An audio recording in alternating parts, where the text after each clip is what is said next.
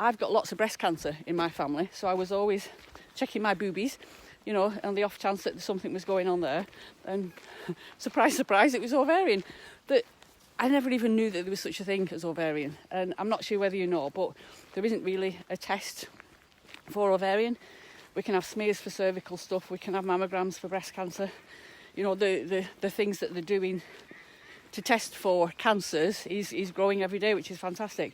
But they call ovarian cancer the silent killer because the signs and symptoms are very meh, and they can be seen as other things. Bloating is one.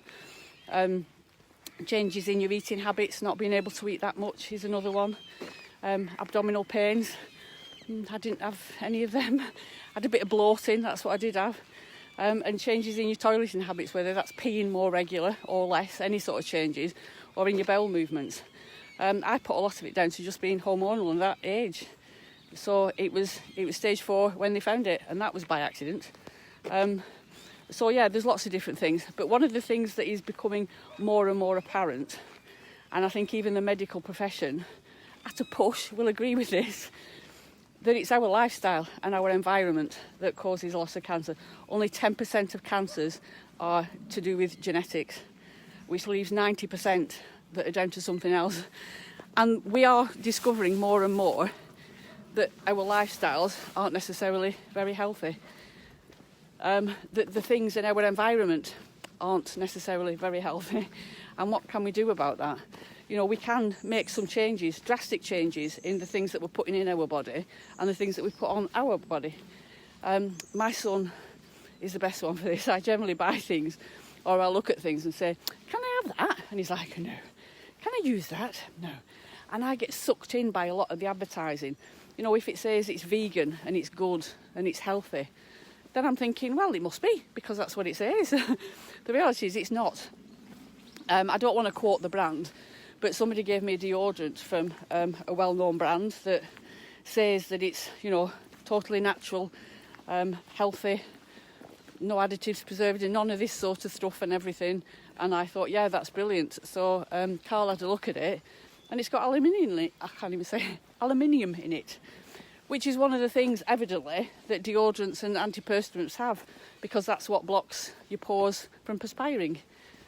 Which, yeah, if we're putting that on. Talcum powder. Talcum powder is linked to ovarian cancer.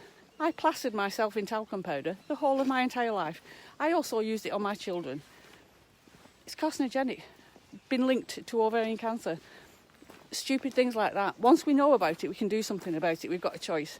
So that's what a lot of our information is going to be about, is giving you the information so that you can make an informed choice on what you want to eat, what you want to put on your body, how much exercise you want to do, and how you want to live your life. I'm losing my bag.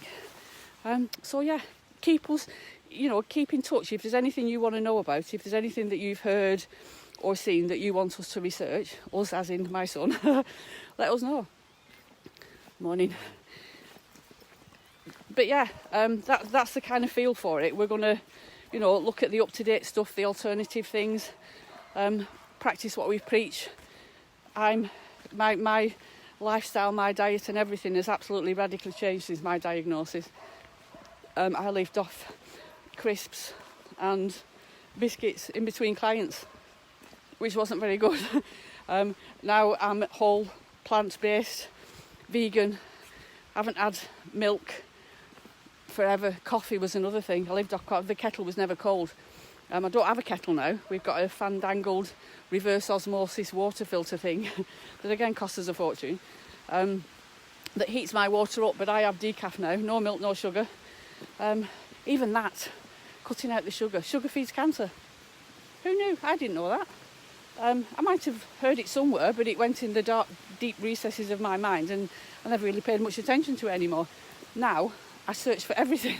Has it got sugar in? Is it natural sugar? Is it additive sugar? And sugar isn't just written sugar. Sugar comes in so many different forms and so many different names. They just bamboozle us with science and names and technology and all that stuff. So yeah, we'll make it a little easier for you to understand. Okie dokie, speak soon.